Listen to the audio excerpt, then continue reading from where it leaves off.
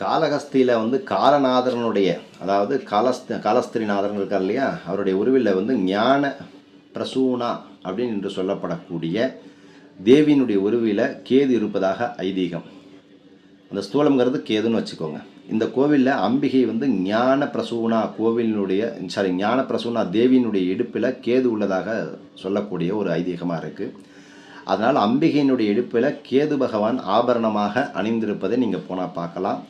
அதே மாதிரி ஜாதகத்தில் கேது சந்திரன் சேர்க்கை இருப்பவர்கள், சந்திரன் கேது நட்சத்திர சஞ்சாரம் இருப்பவர்கள் எல்லாமே ஞானாம்பிகைக்கு பூஜை செய்து வழியும்போது இந்த கேது தோஷம் விடுபடுகிறது. அப்போ அந்த கேது தோஷம் நிவர்த்தி பண்ணுவதற்கு நம்ம இங்கே திருப்பாம்பரம் போய் சொல்லுவோம், இல்லை கீழ்பெரும்பரம் போய் சொல்லுவோம். ஆனால் அந்த கேது வச்சிருக்கிறது யாது அப்படின்னா, ஒன்று பிள்ளையாரப்பட்டி கற்பக விநாயகர், இன்னொன்று எடுத்திங்க அப்படின்னா காளஹஸ்தியில் இருக்கக்கூடிய ஞானாம்பிகைன்னு பேர்.